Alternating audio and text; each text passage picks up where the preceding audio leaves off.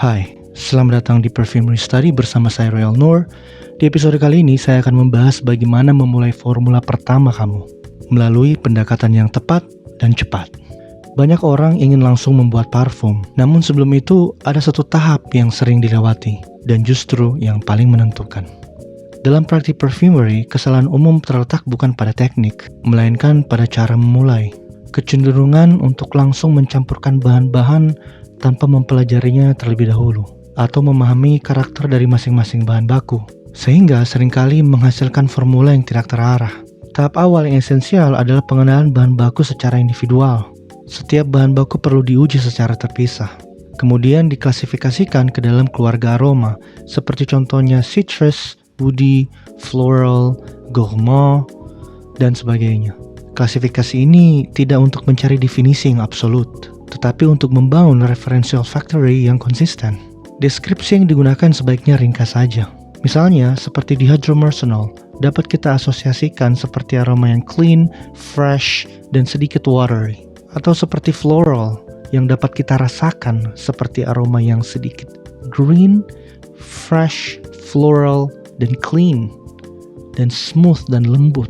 Yang dibangun di sini adalah hubungan antara persepsi dan memori, bukan sekedar penamaan. Untuk menjelaskan hal ini, saya akan melakukan pendekatan yang sederhana. Saya akan menggunakan dua bahan yang saya sebutkan tadi, yaitu dihydromercenol dan floral, dan membandingkan bagaimana keduanya diterjemahkan secara bahasa olfactory.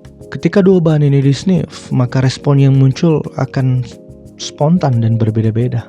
Ada yang menangkap kesan akuatik dan segar dari dihydromercenol, ada juga yang mengasosiasikannya dengan lavender atau citrus. Sementara floral yang mungkin bisa diterjemahkan ke dalam sebuah aroma floral yang sangat abstrak. Perbedaan ini bukanlah kesalahan. Justru di sini adalah dasar pembelajaran perfumery.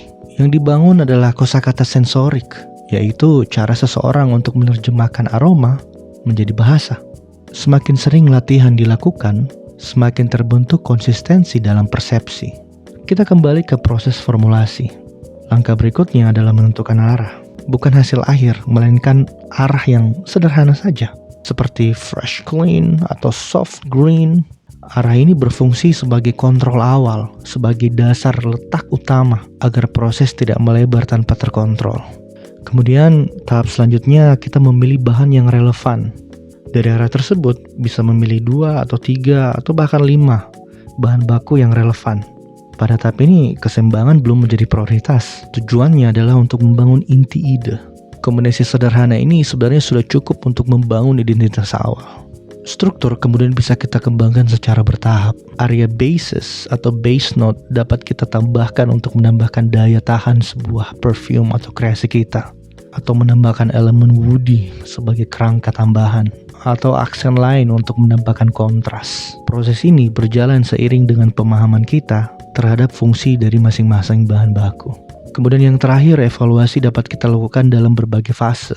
Yang pertama segera setelah pencampuran, kemudian yang kedua setelah 30 menit atau setengah jam, kemudian 2 jam, 3 jam setelahnya, hingga hari berikutnya.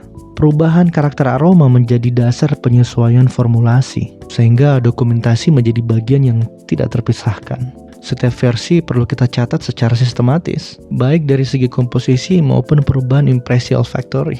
Versi pertama bukanlah akhir, melainkan titik awal dari proses yang berkelanjutan. Dan pada akhirnya perfumery tidak hanya kita pahami secara teoritis, karena pemahaman kita terbentuk secara sistematis dari latihan, melalui pengamatan, pengulangan, dan koreksi. Kalau kamu mencium aroma dari dihydromercenol dan floral, kira-kira kamu akan mendeskripsikannya seperti apa? Jangan lupa berikan komen, like, share, dan subscribe. See you in the next episode.